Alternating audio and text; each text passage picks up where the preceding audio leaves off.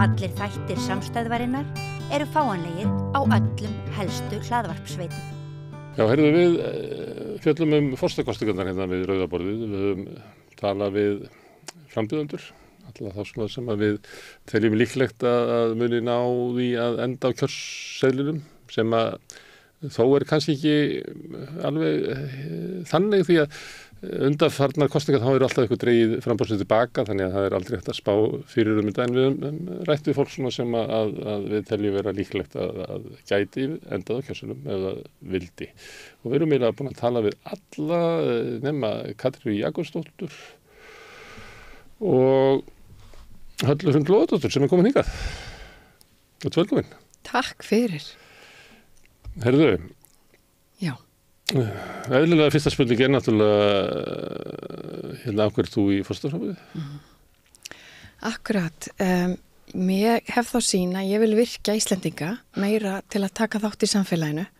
Ég held við séum á ákveðnum krossgötum núna og þurfum að huga að framtíðinni, og þannig að erindi mitt í raun og veru snýra því að fá fólk til að vera með og vinna að þeim gildum sem ég held að hafi mótað Ísland svo sterkt, og það eru gildi samvinnu og þáttöku sem að, ef maður hugsar það, þurfa að vera gildin sem að við byggjum á til framtíðar. Og það kannski svona megin stefið sem að ég að horfa á þegar við horfum á vikurnar framöndan. Ég sá svona fyrsta kynningamyndbandið, það var mjög í þessum anda. Og það vildi svo til að ég hafði setið hérna mjög lengi. Við höfum það í 2 áföngum viðtal við hérna Benedikt Sigurðarsson sem einu sinni var formaður KEA, skólafrömmuður. Og við vorum að ræða það hvernig svona félagsþáttaka hafði byggt upp Íslands samfélag frá hérna kvenfélögunum og bindindisfélögunum og ungmennafélögunum sem að, þú veist, gátu af sig kauffélögin og lestrafélögin og eða aukt verkalýðshreyfingun og allt þetta, og við vorum að svolítið að teikna eiginlega mynd upp að það hefði síðan dregið úr þessu, að þessi sko félagsþróttur, þessi félagslegi galdur og þáttaka almennings væri minni núna, og við gætum ekkert endurreist Íslands samfélag nema að kveikja aftur í þessu. Þannig mér fannst þetta ótrúlega skrítið að sjá þetta myndbandi, þetta hljómaði svona, hljómaði þannig. Ég tengi þetta sjálf við bara reynslu úr heiskap. Mér finnst þetta einhvern veginn kristallast þar sem allir einhvern veginn að vinna sama marki, og fólk ekki svo mikið að hugsa hvaða stöðu það gegnir, heldur bara að reyna að koma síðasta bakkanum þurrum inn í hlöðu. Og það ekki bara sko samvinnan, heldur það akkurat eins og þú lýsir. Það þessi þróttur og þessi samkennd sem að verður til manna á milli. Og ferði í gegnum einhverja raun, auðvitað það að koma böggum inn í hlöðu ekki mikil raun, en það verður til einhver leiðsandi. Fólk ekki hætti, ekki bara setti í rúllu og skiljuði eftir út á túnni? Algjörlega hætti, en dæmið samt það sama. Hvernig maður styrkist við samvinnu og hvernig teimi verða þá öflugri í önnur verkefni. Og það akkurat þegar maður horfir á Íslandssöguna, eins og þú ert að lýsa, að þá eru þessi stóru póstar, bara eins og jafnréttisbaráttan. Þetta saga fjölda þáttöku. Saga hvernig konur komu saman, kvenfélög urðu til og voru að tala fyrir réttundum kvenna. Þetta heldur fram að ekkert gerist öðruvísi. Ekkert gerist öðruvísi, og mér finnst, sko, það í raun og veru sama hvort maður horfir á kvennabarátuna, auðvitað ef maður horfir líka á orkusöguna, við horfum á hitaveituvæðinguna, þá þetta ekkert annað en saga margra sem komu saman, frumkvöðla, sveitafélagana og fleiri aðila. Þannig að allar svona stóru breytingarnar sem að kannski við erum að byggja á í dag, það samfélag sem við eigum, það svo mikið byggt á þeirri sýn að það voru allir að vinna að settu marki. Og ég held að þetta með svona félagsleg markmið. Hitaveita var ekki byggð upp til þess að eigendurnir gætu fengið sem mestan arð. Í raun og veru var kannski, menn þetta sagan okkar, þetta saga sjálfstæðisbaráttu, þetta sagan að því að byggja upp samfélagið okkar eins og við eigum það í dag, og kannski var hugsjónin svo mikil að við yrðum sterkt samfélag. Við yrðum sterkt samfélag út á við og líka hefðum ákveðin lífsgæði inn á við. Þannig að það voru kannski svona megin þættirnir og að þú varst að nefna ungmennafélagin. Það svo merkileg þessi saga, hvernig þessar sko ólíkur hreyfingar sem að urðu ekki bara íþróttarhreyfingar allt land. Heldur var þetta í raun og veru hreyfingar sem að beygðu upp leiðtogahæfni líka í sveitum landsins og kannski gerðu það að verkum að okkur tókst að taka miklu stærri skref á fleiri vettföngum. Þannig að það merkilegt að líta í baksinsspegilinn og horfa á hvernig þessi gildi hafa mótað okkur og þá líka spennandi af því að framtíðin að hún blasir við okkur. Spennandi að hugsa það, hvernig við getum nýtt þessi gildi til þess að sigla inn í framtíðina og verða sterkari í þeim breytingum sem framöndan eru. En passar þetta inn í nútíman? Af því að, veit ekki aftur myndbandið sem var smið? Já. Svo þurftur að sína svartkvíta myndir, af því það sem þú varst að vísa til, að það var til fyrir litin, áður liturinn var.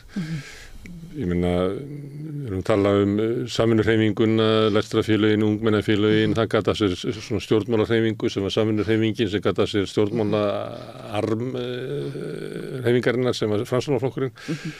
Ég meina, þegar maður spyr formanninn í dag samvinnuverkefni, þá það útboð á Ölfusárbrú, þar sem að koma einkaaðilar og reisa Ölfusárbrú fyrir ríkið.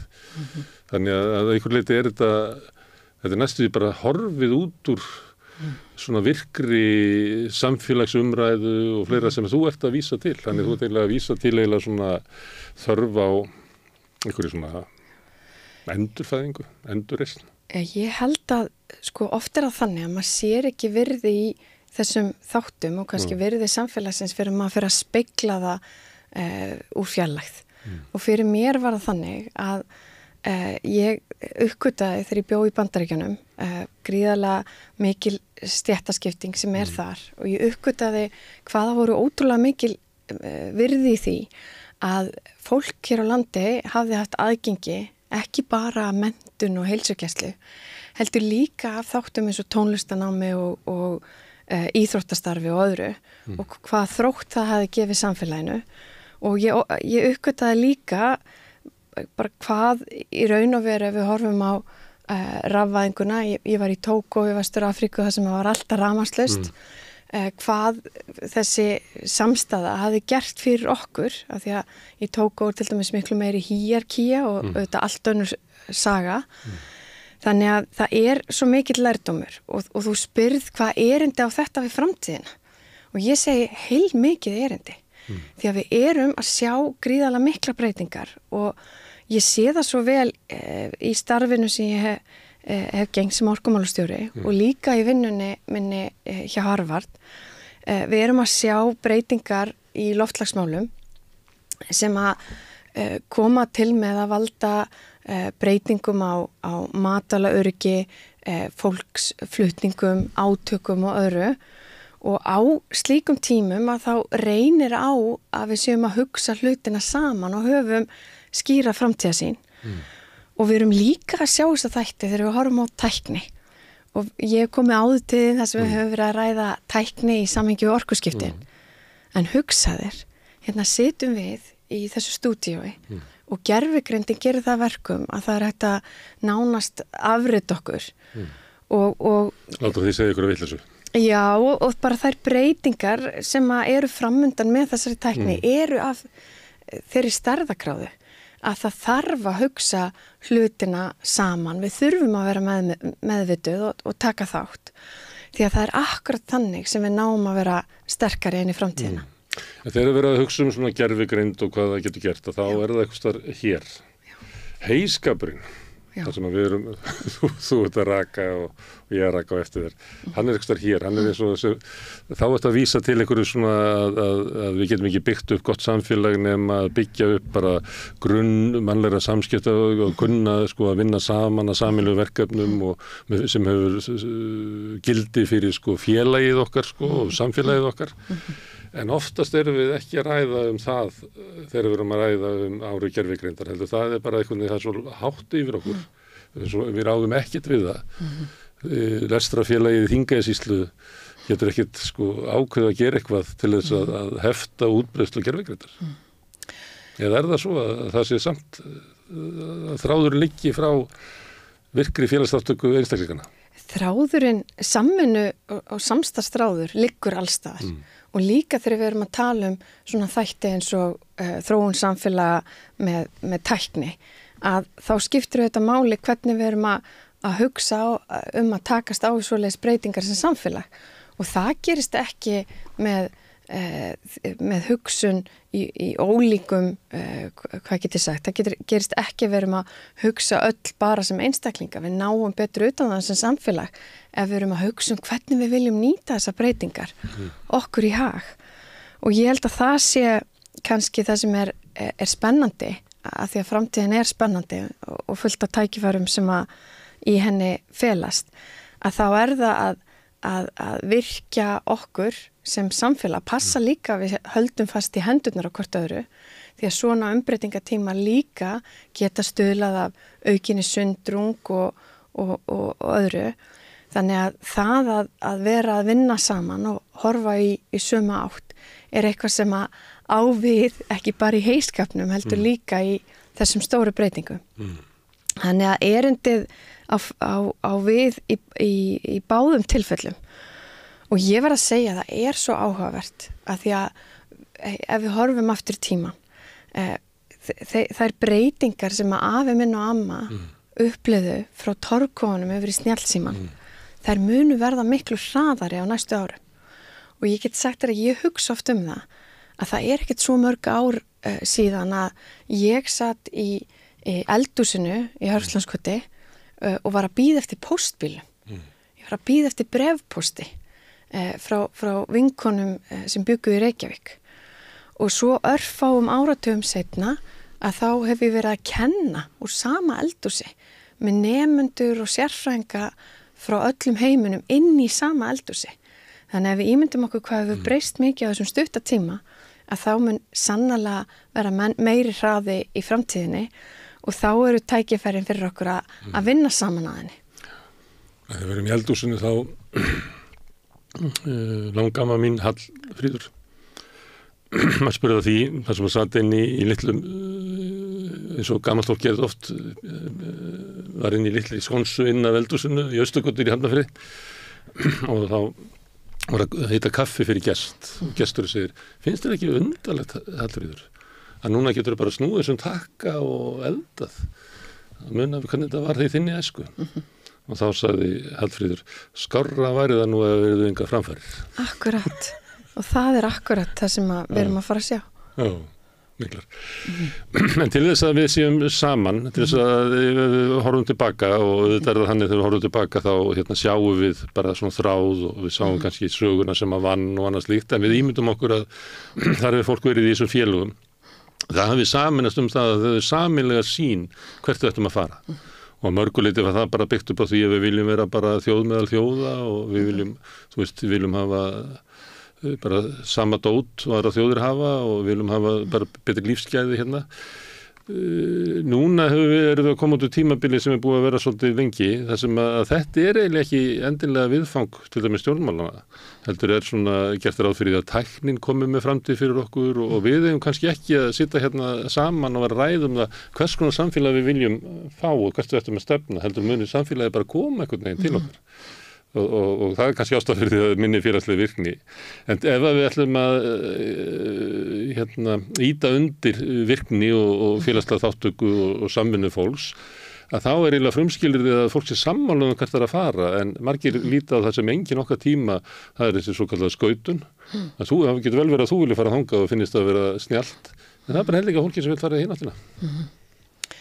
Akkurat, við erum að sjá auðvitað minni þáttöku víða í samfélaginu, við erum að sjá það í íþróttastarfi, við erum að sjá meiri einangrun fólks og svo framvegis og ég held að séu tækifæri til að þétta raðirnar og það er auðvitað líka stórt lýðheilsumál ef við horfum á það þannig. Varðandi... Út af einmannaleika og félagslega einangrun er náttúrulega versta meinið líka. Já. Og auðvitað hafa orðið líka svona ákveðnar breytingar. Það eru ekki sömu tengsl í dag á milli landsbyggðar og höfuðborgarsvæðis. Kannski ekki sami skilningur af því hversu mikil verðmæti skapast allt land. Við þurfum að horfa á það að horfa á Ísland í heild sinni. Það eru gríðarlega mikil tækifæri sama hvar á landinu og við verðum alltaf að hafa framtíðarsýn.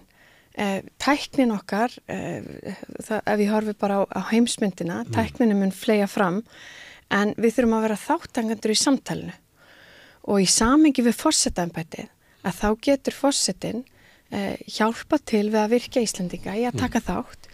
Hann getur líka hjálpa til við að Ísland tali fyrir gildum og miðli þekkingu erlendis og líka verið að tryggja það að við séum að fá þekkingu í samfélagið til þess að styrkja okkur. Þannig í raun og veru má segja að það sé hægt að horfa á forsetaembættið líka þannig að við séum að magna og efla tækifæri Íslendinga, bæði heima og þá allt land og líka að heiman. Þannig að það eru ótrúlega mikilvæg tækifæri sem að felast í því að fá fólk til að hugsa framtíðina. Það alltaf fyrsta skrefið í að vera með, er að bara einfaldlega taka þátt. Já, en stjórnmálin stundum virðast þau ekki fjalla framtíðina, heldur koma stjórnmálafólk og alltaf að verja okkur fyrir einhverju vá, getur verið heimsfaraldur eða eldgos eða verðbólga eða innflytjendur eða hvað sem það eiginlega ekki stór hluti af stjórnmálumræðinni snýst það hvers konar samfélag viljum við. Það bara ekki og margir bent á þetta. Adam Curtis sem góður sögumaður á BBC, hann sagði einhvern veginn svona að fram til 1980 þá snerust stjórnmálinu framtíðina, þá var verið að deila það hvert við ættum að fara, en eftir það hefur stjórnmálin verið að selja okkur ótta og það að þau gætu varið okkur fyrir þeirri framtíð. Þetta svona annur og bæðið að framtíðin að koma einhvern veginn annar staðar frá og svona sem dregur úr þessari hugmynd að við getum raunverulega haft áhrif og móta samfélag okkar. Það bæðið verið að segja okkur að við ættum ekki að vera að því og svo heyrðu við þetta nú kannski ekki aðkallað vegna þess að við þurfum að verja okkur fyrir þessari ógn og þar alveg eiginlega engin í því að hugsa framtíðina en þú telur að fóstir ekki það og hjálpa okkur í þess að leiða þá umræðu. Ég held hans í hlutverki þar á meðal. Auðvitað það gerir engin neitt einn og það einmitt fegurinn í samvinnu og þáttöku að hlutinni gerast ef að margir koma að borðinu. En það skiptir máli að við séum að hugsa hvernig framtíð við viljum eiga og ég get sagt að þú ert að vísa hér í deilur og ótt og annað. Ef við horfum á stóru skrefin sem við höfum tekið, aftur ef við bara nefni dæmi úr orkumálunum, þá það í gegnum sterka samstöðu og skýra framtíðarsýn. Við mótuðum til dæmis, ef við horfum á sögu landsvirkjunar, ef við horfum á sögu hitaveitunar, menn þetta allt ákvarðanir sem voru teknar og mótaðar og var skýr framtíðarsýn með. Og ég held ef ég horfi á orkuumhverfið sem dæmi að við auðvitað deilum allt og mikið. Við erum þjóð sem erum með gríðarlega mörg tækifæri og það eru svo spennandi tækifæri fyrir okkur líka að ná að stilla betur saman strengi, hlusta betur á hvert annað og ég held að það gerist í virku samtali og það eitthvað sem þarf að eiga sér stað. Það líka hagsmunir og þú ert að lýsa, ég meina þú ert ekki að gera það við þetta rauða borð. Við erum alltaf að benda á að hitaveitan var byggt upp á félagslegum markmiðum, félagslegum rekstri í Landsvirkjun líka og hvað en núna umræðan orkumál bara einkavirkjanir og vindmyllugarðar og aðlaga kerfið þannig að það sé hægt að nýjir framleiðendur geta komið inn og ef að koma nýjir framleiðendur inn með orku þá dregur Landsvirkjun aðeins svona til að skapa rými fyrir ykkur aðra. Það engin samstaða þetta að mesta aflið liggi í félagslegum markmiðum og félagslegum rekstri. Það ótrúlega sterk öfl sem að tala að það sé bara við verðum að fara frá því formi rekstrar. En það eru líka mjög mikill áhugi á því að við höldum áfram þeirri góðu vegferð sem við höfum verið á að ná árangri til dæmis í orkuskiptum og það eru stór tækifæri til að taka skref þar. Þannig að ég held að við eigum fullt erindu og ef við horfum hvar Ísland hefur haft mest fram að færa í heiminum, að þá það þar sem að við höfum eitthvað að segja og það svona mun skipta líka máli fyrir okkur ef við erum að horfa hvað við ætlum að leggja að mörkum og þau útflutningsverðmæti sem við sköpum annað, það mun líka skipta máli fyrir okkur að halda áfram að ná árangri á ákveðnum sviðum. Þar eru orkuskipti dæmi um slíkt markmið. Jafnréttismálin eru dæmi um aðra vegferð þar sem við höfum ná árangri en þurfum líka að halda áfram og síðan munum við sjá fleiri svið, nýsköpun annars svið, það sem við þurfum að gera betur því að það alltaf ásari þekkingu sem við byggjum heima sem við höfum einhverja vikt út á við. En af hverju þurfum við að hafa vikt út á við? Má okkur ekki vera nokk sama hvað öðrum finnst okkur ef við erum bara sæl og glöð hérna? Ísland auðvitað eyja og við byggjum okkar velsæld mikið á alþjóðasamskiptum, alþjóðaviðskiptum. Þannig að þau tækifæri sem að skapast með íslensku hugviti, tækni og framþróun auðvitað eitthvað sem að skiptir máli fyrir okkur af því að það skapar okkur tekjur, það skapar okkur vikt og annað, alþjóðlega. En leið það líka að skapa okkur tækifæri til samtals og draga að þekkingu fyrir samfélagið hérna heima. Þannig að þetta spilar allt saman. Því meiri sem fyrirferð okkar á alþjóðlegu vettvangi, því meiri tækifæri höfum við til þess að soga til okkar þar sem gagnir af. Í raun og veru, já. Herðu, Halla. Já. Þetta er Halla eða Hrund? Hallarhrund. Hallarhrund. Hvoru tveggja? Sumum sem með tvö nöfn upplifað eins og sem vera skammaðu að nota bæði nöfnin, þannig að ég spyrst út með þessu. Já, það hefur komið fyrir. Það er ansi langt síðan. Sér þú var skömmuð. Herðu, en þú ert að keppa í kosningabaráttu með meðframbjóðendur sem sumt að því fólki eiginlega búið að vera bara á skjá landsmanna áratugum saman. Akkurat. Þú ert minna þekkt.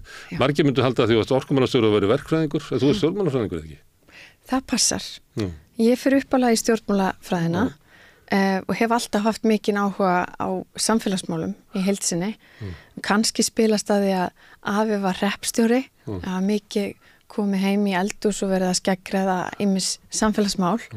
Þannig ég byrja þar, fer síðan utan, í raun og veru tvisar í 5 ára lotum eða þar bil ellendis, bæði við nám og störf og hef kannski verið að vinna fyrir utan orkumálin sem eru kannski minn mest ábyrrandi bakgrunnur sem og mitt aðalstarf að þá hef ég verið að vinna líka í jafnréttismálum, menningamálum og menntamálum og var síðast í menntamálum í Bandaríkjunum áður í flyttinga heim. Varstu þá að starfa í Bandaríkjunum? Já, í raun. Við hvað?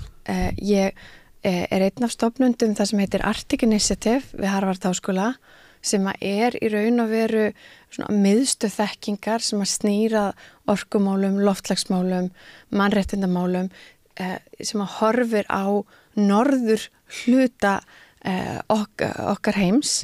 Bara sólarhringur? Já, og þar í raun og veru hef ég verið að horfa sérstaklega á hagsmuni Íslands í því samhengi og verið ótrúlega mikilvægt að sjá hvað hægt að gera með samvinnu aftur því að Harvard auðvitað stór aðili á sínum sviði en það ekki nema þegar koma margir að borðinu, ólík ríki, auðvitað orðið mikla breytingar í samhengi við norðurslóðasamvinnu sem að við sjáum góð og mikil áhrif. Þannig að það var mitt aðalstarf áður ég tók við sem orkumálastjóri en ég kenni ennþá úti og nýtist þá að sækja aftur þekkingu sem að síðan nýtist mér inn í störfin hérna heima. Hvað kennur þú?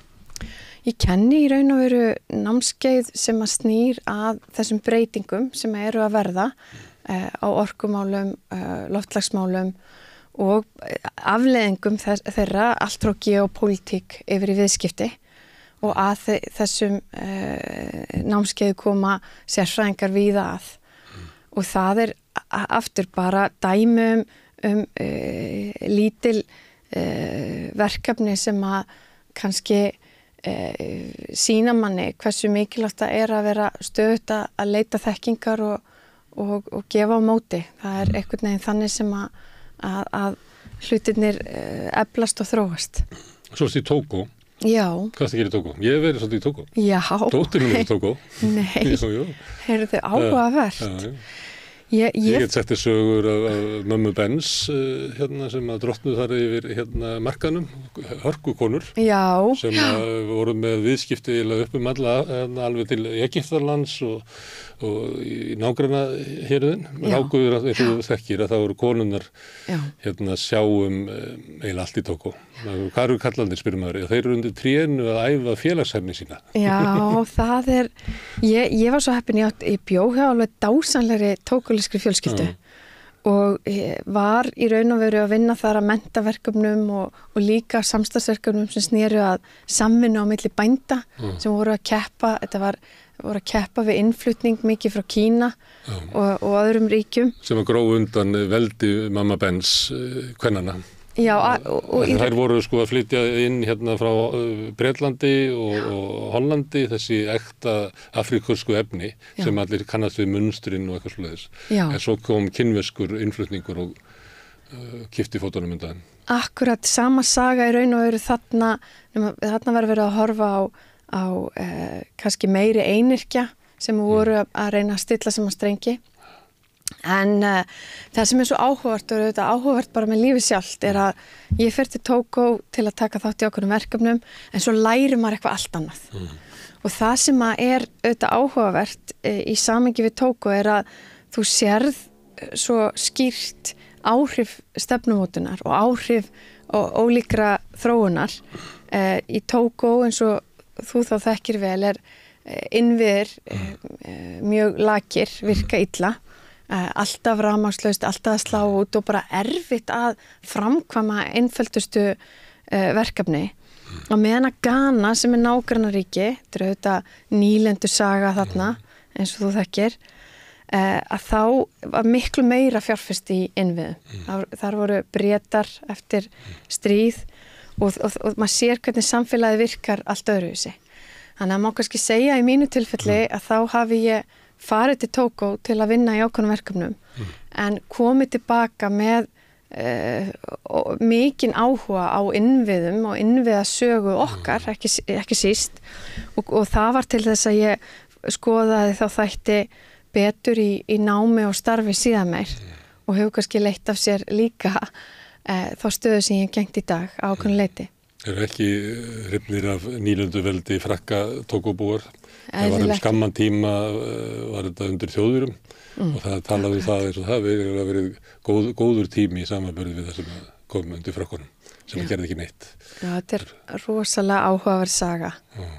Birtist á margan hátt. Herðu, en hvenær datt þér í hug að bjóða fram til forseta? Það kemur í raun og veru í bylgjum áskoranir núna alveg frá haustmánuðum. Kannski auðvitað búið að vera líf og fjör í orkumálunum. Það við erum búin að sjá eldgos áskoranir á Reykjanesi. Við erum búin að vera í stöðu þar sem hefur verið ein vastaða í lónum Landsvirkjunar í sögu fyrirtækisins. Við erum búin að sjá áhrif óveðurs, búið að vera margþættar, orkuskortur í samhengi við orkukrísuna í Evrópu, mikil aukin eftirspurn. Innviðirnir hérna fyrir norðan brotnuðu eiginlega bara og byggu til rafmagnsleysi, var það ekki á Dalvík eða Ólafsvík? Fjöldi þáttar sem hefur spilað saman og kannski verið þannig að í þessum ólíku krísum þá hef ég verið að vinna að úrlausn. Ég myndi segja að áskoranir hafa kannski byrjað að koma í svona bylgjum í haust en síðan var það ekki fyrir minn frábæri gangnamannahópur á austursíðu afrétti sem ég smala með skorar á mig í útvarpinu sem að þetta fer svona á álfuru af stað og ég tek ákvörðun páskana núna, en það er nú ekki langt síðan og eins og lýstir að þá er ég kem ekki úr pólitík og ég er ekki skemmtikraftur þó ég hafa nú eins og hefur komið fram farið í trúðaskóla að þá er það ekki minn bakgrunnur en þannig að ég ákveði að taka slaginn þá og kannski fyrst og fremst bara með þá sína mér langar til að gera gagn og mér langar til að nýta rödd mína betur á þessum vettvangi og vinna með fólki í landinu. Það er kannski það sem að ég sé stærsta tækifærið í er að draga fólk saman á borðinu. Þar held ég að séu stóru tækifærin okkar. Þegar fólk leita til þín og er að hvetja þig áfram. Já. Og af hverju vill að þú fari í forsetastól? Hvað átt þú að gera sem aðri geta ekki? Nú er ég bara að biðja vitni í það sem að þér er sagt. Það er í raun og veru kannski áhersla á almannahagsmuni. Kannski svo orðaða sem að hefur kannski verið mest áberandi í samhengi við þær hvatningar sem ég hef fengið. Og auðvitað er forseti alveg eins og orkumálastjóri er ekki að vinna að lagabreytingum en forseti hefur rödd til að vinna að og vekja athygli á málum og sannarlega muni nýta hana til þess að við hlúum að samfélaginu okkar og ég held núna aftur að því við vorum að tala þessar breytingar og framtíðina að það er akkurat á svoleiðis krossgötum sem við þurfum að hlúa samfélaginu og hlúa menningun okkar og tryggja það að við séum að horfa á að auðlindamálin okkar séu líka í góðu lagi, ekki bara fyrir núverandi kynslóðir heldur fyrir framtíðina og það er í raun og veru kannski þessir þættir sem að koma saman og gera það verkum að ég vil beita mér í þessu embætti, ná í kjöri en það er auðvitað spennandi tímar framundan allt land í samtali við fólki í landinu. Þetta er enginn okkar samfélagi að við erum fátt fólk í raunverulega stóru landi með miklar auðlindir. En það er rosalega mikið deilt þar. Kvótakerfið. Við erum með svona megin kerfi það hvernig er haldið utan fiskveiðiauðlindina sem að ég held að séu svona 72-73% af þjóðinni lýsir sig bara í andstöðu við þetta kerfi, bara í konunum. Það eru gríðarlegar deilur orkumál, Kárahnjúkavirkjun kannski svona dæmi það er eitthvað svona hugsun sem að tilyrði kannski 20. öldinni hittir eitthvað önnur sjóna með 20. öldinni og það voru bara fólk var bara, það var að handtaka og það voru stórar göngur sem fóru á svæði það sem átti að drekja og fólk var það eiginlega fyrir bara einhverju svona vakningu þú veist hvernig, þú veist gamla stefnan, hvað hún var grimm og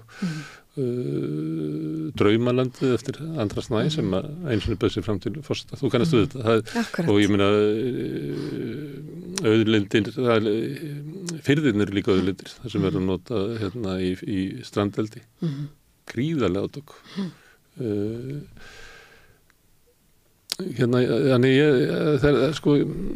Það sem eru svona mikil átök, bæði hugmyndaleg, en líka bara hagsmunaleg átök. Hvert er hlutverk forsetans í slíkum átökum? Er hann á hann að koma fram og reyna að sætta fólk eða á hann að reyna að setja einhvern annan grunn undir umræðuna þannig að við getum séð lengra fram eða hvernig sér þetta fyrir þið? Þetta er eiginlega, þú ert út að nefna dæmi það sem er harðast slegist. Ég held í fyrsta lagi að við erum alveg ótrúlega heppin sem þjóð að eiga allar þessar auðlindir. Og það skiptir nánast ekki máli í hvaða samhengi þú setur hlutina. Ég held að séu fáar þjóðir með jafn dýrmætt spil á hendi. Og við erum akkurat með dýrmætt spil á hendi af því að það hefur verið unnin ákveðin grunnvinna, margt sem er ekki sættum, en líka margt sem að fólk er ánægt með. Þetta fólk sé ánægt með að það hafi verið settur ákveðin rammi erlendar fjárfestingar í kvóta. Þetta fólk sé ánægt með að Landsvirkjun var stofnuð, að það var ekki þannig eins og til dæmis var í sumum öðrum tilfellum að orkukaupendur áttu virkjanina líka. Það er alls konar góðar ákvarðanir líka sem hafa verið teknar.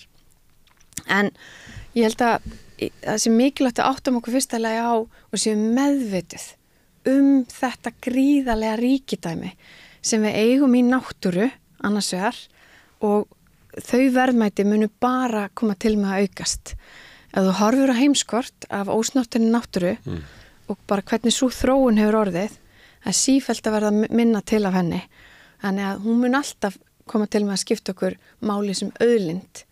Og síðan er það að nýta náttúruna sem við sköpum líka gríðarlega verðmæti í ólíkum geirum eins og nefnir, að þar mun líka skipta máli að gera þá þætti vel. Þannig að ég held að fyrsta skrefi sé að átta okkur á því hversu einstaklega heppin við erum með þessar auðlindir og við kannski verðum meðvitaðri að við höfum þessi verðmæti. Það getur búið til stórkostlegt samfélag á grunni þessu. Stórkostlegt samfélag og það er í raun og veru að því að nú hef ég 2 stelpur, eina sem er að vera 5 og aðra sem er að vera 12. Og ef ég hugsa, ég nú kemur úr Árbænum, bara venjulegu heimili og var mikið í sveit og á bara þessa venjulegu æsku. Og það sem að ég horfi til er að mig langar til að stelpurnar mínar eigi Ísland með sama hætti og ég átt og hugsi tilbaka til okkar kynslóð sem erum að vinna núna með sama hlýhug, þakki fyrir hvernig við erum að hugsa hlutina, framtíðina.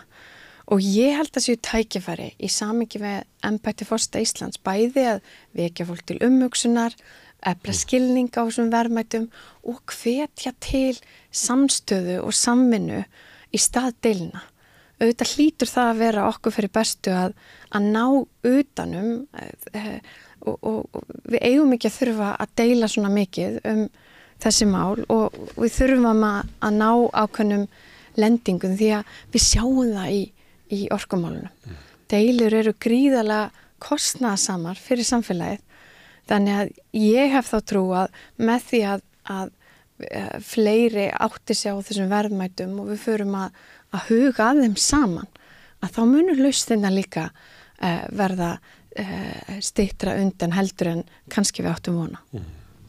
Eitt sem deilt mikið núna eru innflytjendamál og ég haldi fram hérna í samtölum við forsetaframbjóðendur líka biskupsframbjóðendur að við erum að það er svona stórar mannréttinda bylgjur, það er kvennahreyfingin og réttindi samkynniðra og ég pröfaði að stilla því upp svona, er ekki innflytjendamálin bara næsta stóra verkefni það að það er fólk sem að hefur veikari stöðu í samfélaginu, bæði efnahagslega og klárlega menningarlega, er á jaðri samfélagsins og jaðri vinnumarkaðarins og jaðri húsnæðismarkaðar miklu frekar heldur annað fólk og er sótt að þeim með svona bara sama hætti og var sótt að konum þegar að þær vildu sömu réttindi og karlar. Það eigi bara ekki við að halda þeim niðri. Hvernig horfir þetta við? Og þetta er bara því að ég nefni þetta líka því að fólk hefur verið hér til þess að þetta borð verið að tala bara á þessu ári að það hafi séð sko bara harðari orð og grimmari orð og bara meiri háska í samfélaginu en það kannast við. Já, ég held að heilt yfir skipti gríðarlega miklu máli fyrir samfélagið okkar að við séum að draga okkur saman. Við séum í raun og veru ekki að horfa á ólíka samfélagshópa. Við erum fámenn þjóð og við þurfum að halda fast í hendur hvers annars. Þannig erum við miklu sterkari. En ég held að það eigi við heilt yfir, saman hvort við erum að tala innflytjendur eða hvort við erum að tala fólk á ólíkum stöðum, það skiptir máli að við séum að ganga öll í takt. Hvað innflytjendamál varðar í heildina held ég að skiptir máli alltaf að það þarf að verða aðlögun og það þarf að verða samheldni til, að þarf að taka vel á móti fólki sem kemur til landsins.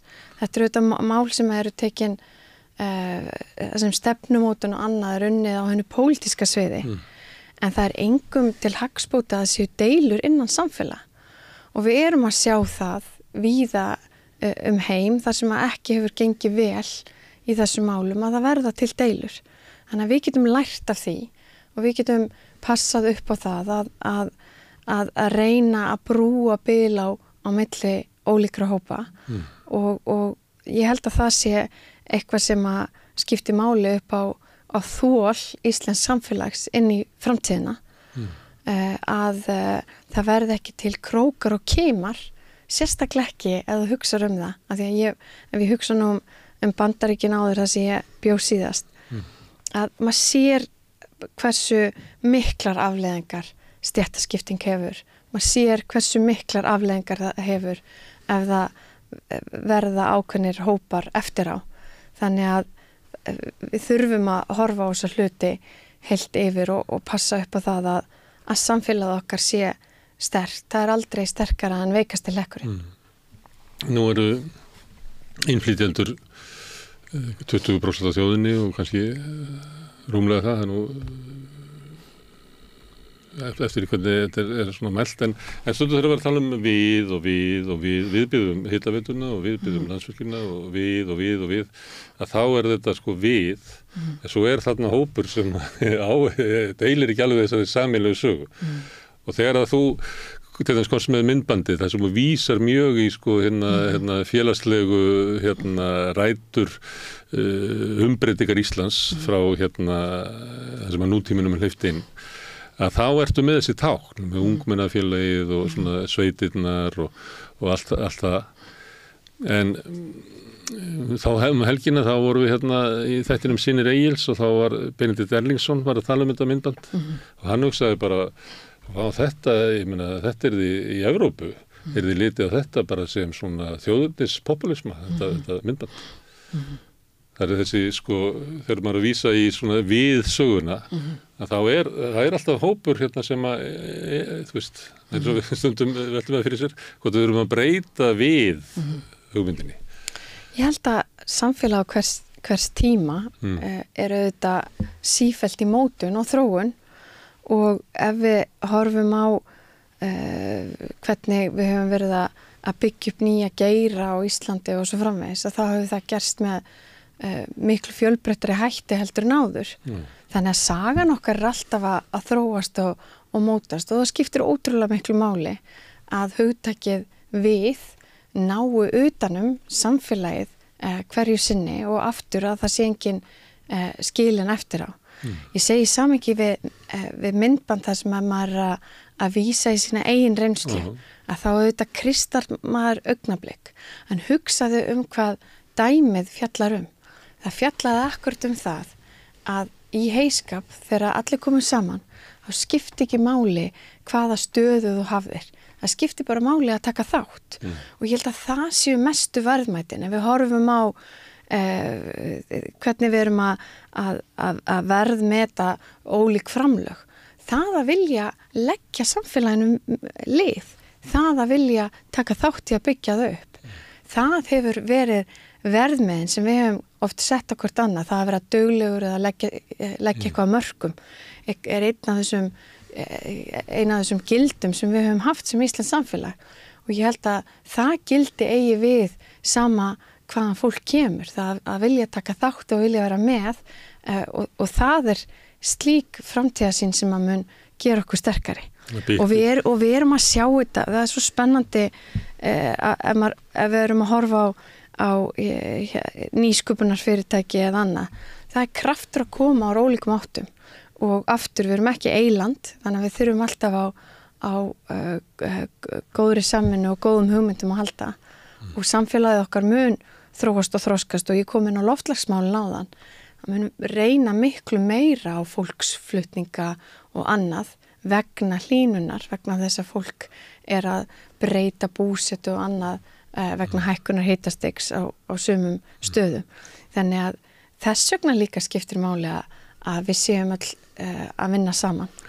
Nú staðan svo að ég veit ekki hvað stór hópur, kannski allavega 15% sem býr hér, borgar skatta og fleira. Það fær ekki að kjósa í fastakostningum.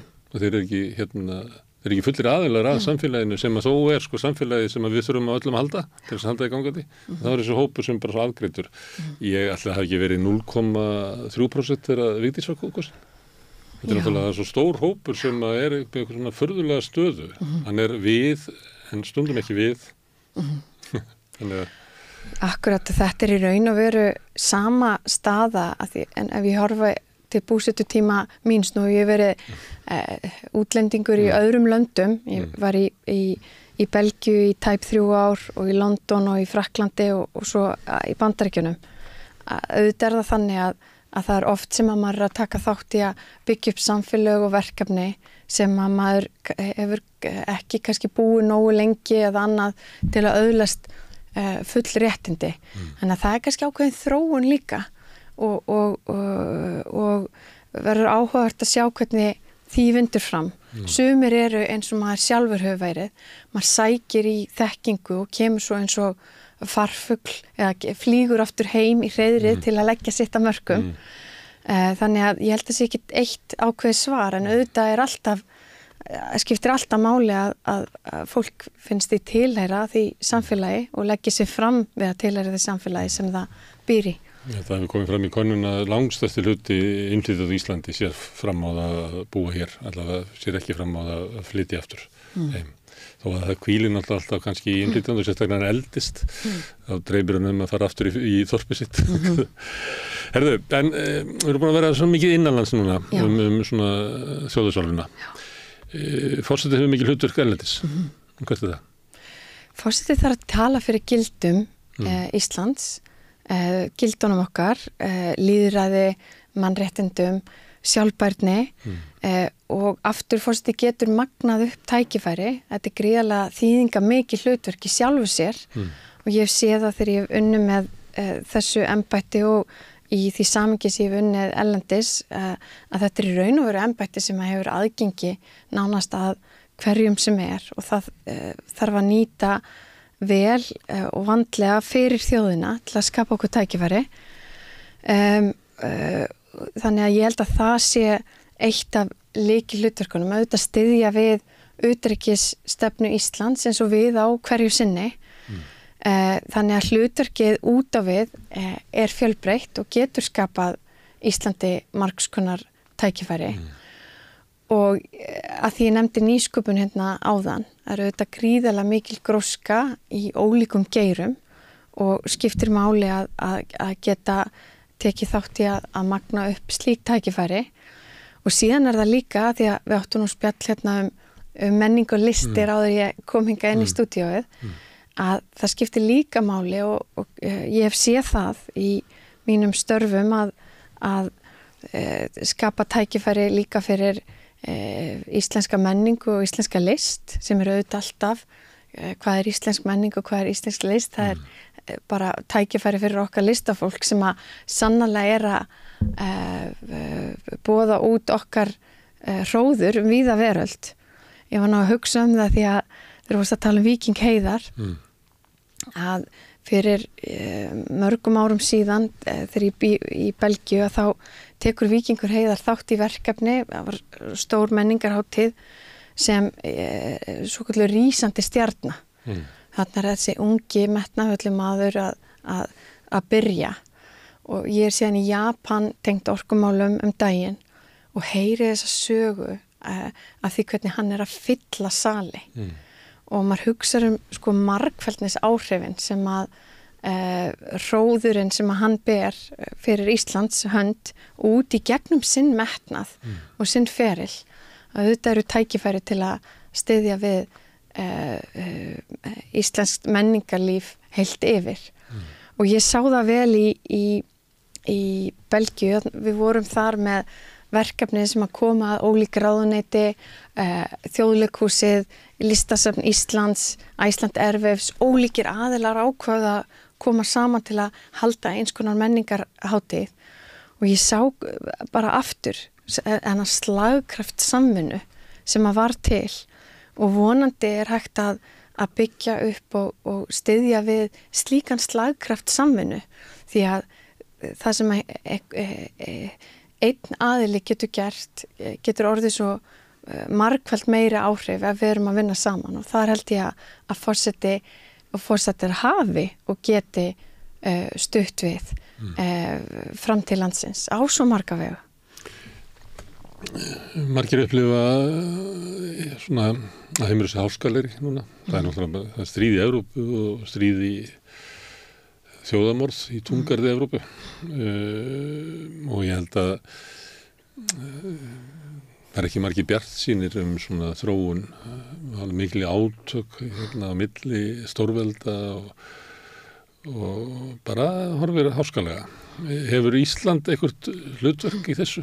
Fyrir því að þú ert að lýsa svona hvernig við kynnum okkur og eitthvað svoleiðis, en höfum við eitthvað hlutverk sem, að því að þú ert að tala svona félagslega þáttöku, þannig búið við til samfélag. En þá þarf Ísland að líklega vera með eitthvað þáttöku á heimsvettvangi. En við erum fá og svona og við erum lítil og alltaf.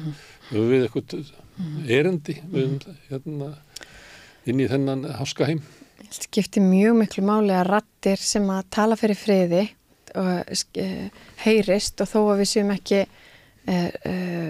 stór þjóð og þá skiptir ákveðlega miklu máli að tala fyrir þeim gildum og ég hef séð það í því alþjóðastarfi sem að ég hef komið að í gegnum samvinnu við Norðurskautsráðið og annað að við getum haft mikil áhrif og ég held að það séu leiðir sem að við þurfum að horfa á þegar við erum að beita okkur á alþjóðavettvangi. Það er alveg rétt. Þetta eru nýjir tímar að mörgu leyti ef við erum að horfa á þær deilur sem eru núna. Við erum með Úkraínustríðið, við erum með átökin, Ísrael-Palestína sem hafa verið að stigmagnast núna og auðvitað er þetta háska fulltir tímar að mörgu leyti. Og það er að leiðandi mun líka skipta máli fyrir Ísland að vera í öflugu alþjóðastarfi. Það mun skipta máli fyrir okkur að fylgjast vel með og tryggja það að við séum vakandi yfir hagsmunum. Ég hef nú sjálf skoðað mikið hvað breytingar á norðurslóðum, það sem við erum Rússar eru auðvitað lykil norðurslóða þjóð, hvað þær breytingar sem er að verða þar geta þýtt fyrir íslenska hagsmuni og við erum auðvitað búin að sjá nýja öryggishagsmuni á norðurslóðum breytast töluvert hratt eftir Úkraínustríðið. Þannig að við verðum að vera vakandi þar, við þurfum að sækja þekkingu og þurfum að vinna vel líka með okkar þjóðum. En fyrst og fremst held ég að hlutverk forseta í þessum samhengi séu auðvitað að styðja við utanríkisstefnu Íslands og tala fyrir gildum friðar og kannski byggja upp tengsl og sambönd sem að geta nýst okkur, reyni á með einhverjum hætti. Því að auðvitað geta komið upp aðstæður, ekki bara í utanríkismálum, heldur líka innanlands, það sem að reynir á það að forseti geti tekið erfiðar ákvarðanir og staðið með þjóðinni á ögurstundum þó að enginn voni eftir því að slíkar aðstæður skapist. Standa með þjóðinni þá gegn einhverjum ákvörðunum stjórnmálana, þings og ríkisstjórnar? Í raun og veru að sjálfsög eru valdheimildir forseta ýmsar en kannski þær sem að getur reynt á eða hefur reynt á eru valdheimildir sem að tengjast málskuldsréttinum. Ég held að skipti máli að forsetinn sé fari varlega með slíkar heimildir. Við erum með þingræði sem og stjórnmál hér sem að sinna pólitísku starfi og ég held að forseti eigi að vera yfirdægur þess hafinn. Hann er sameiningatákn þjóðarinnar en við vitum að það hafa komið upp aðstæður í fortíðinni og geta komið upp aðstæður þar sem að reyni á það að forseti taki ákvarðanir þurfi að standa keikum í þjóðinni, hann má ekki blakta eins og strá í vindi og þar skiptir dómgreind máli og þar skiptir líka máli að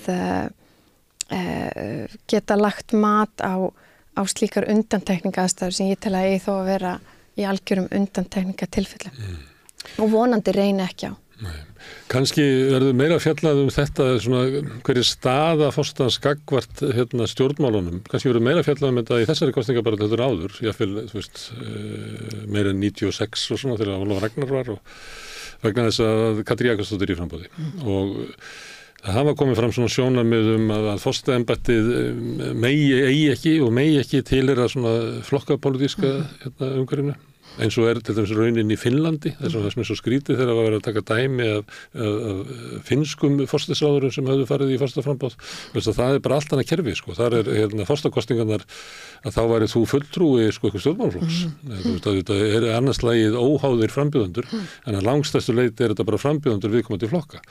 Hér hefur verið svona kerfi þar sem að forsetinn til hliðar við þetta, haft fyrir það. Hvað finnst þér að framboð Katrínar sé svona að draga forsetan aftur inn í þannig að hann tilheyrir raunverulega hinu svona flokkspólitíska svona svæði, ég er ekki að segja að sé flokkspólitíska, hún sé frambjóðandi VG en hún kemur úr þessum tegundastjórnmálum því að margir frambjóðendur og með heyrist þú vera eina af þeim sem að tala eiginlega að sko hlutur forseta sé annars konar, það sé annars konar hann sjáu lengra til dæmis að meðan að alltaf verið að benda á að henni kjörnuðu fulltrúar og þinginu sjáu bara 4 ár fram í tíman, stundum finnst manni þau bara að sjá fram á næsta kastljós, sko, það eru bara að lifa frá hendi til munns.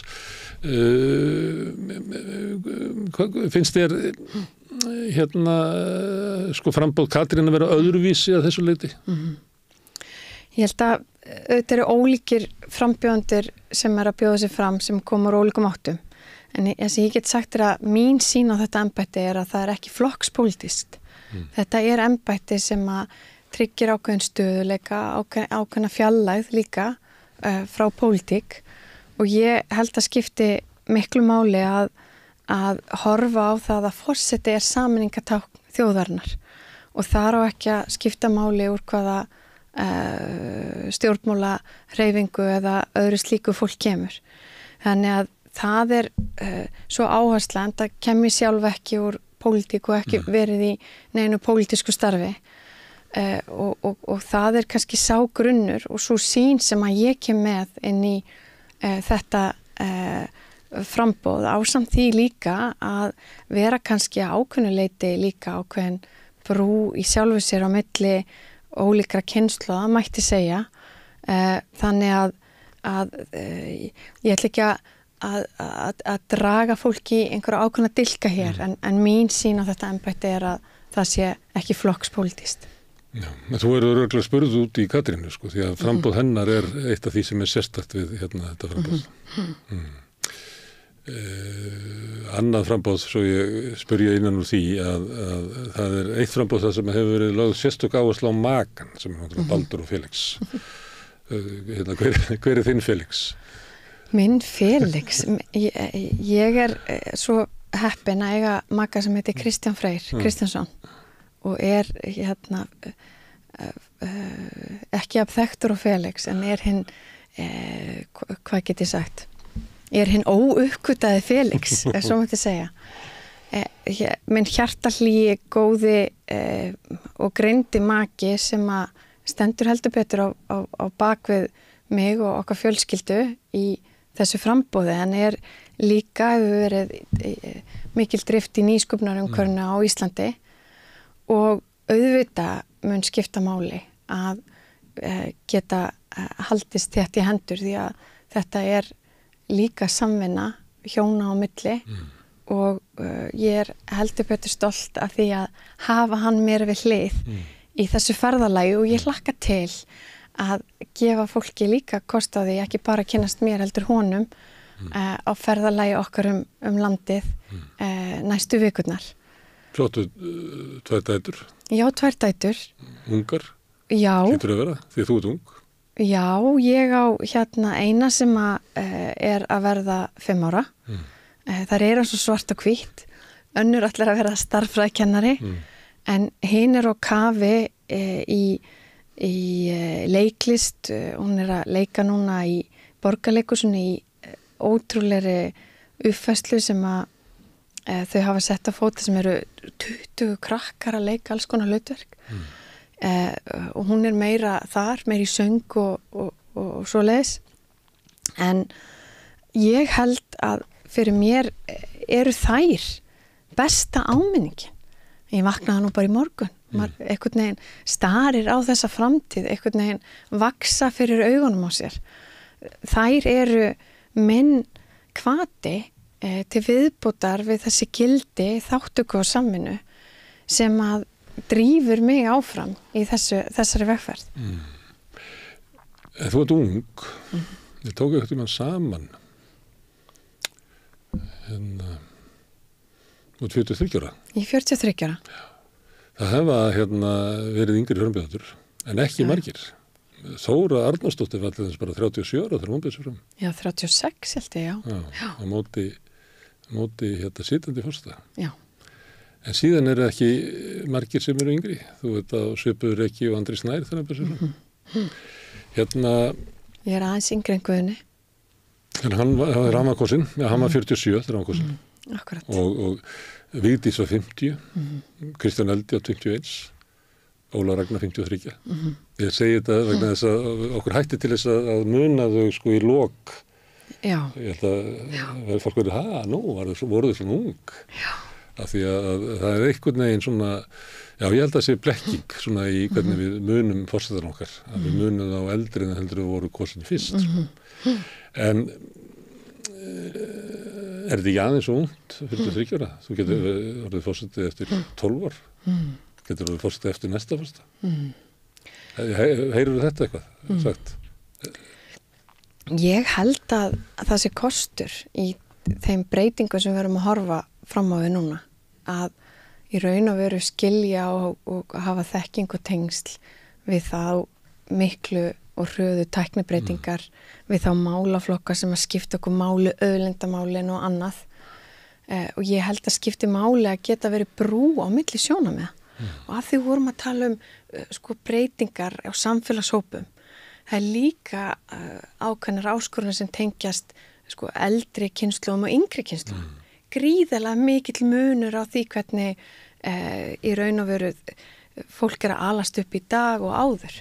Og hér þurfum við líka að styrkja tengslin og ná fólki saman.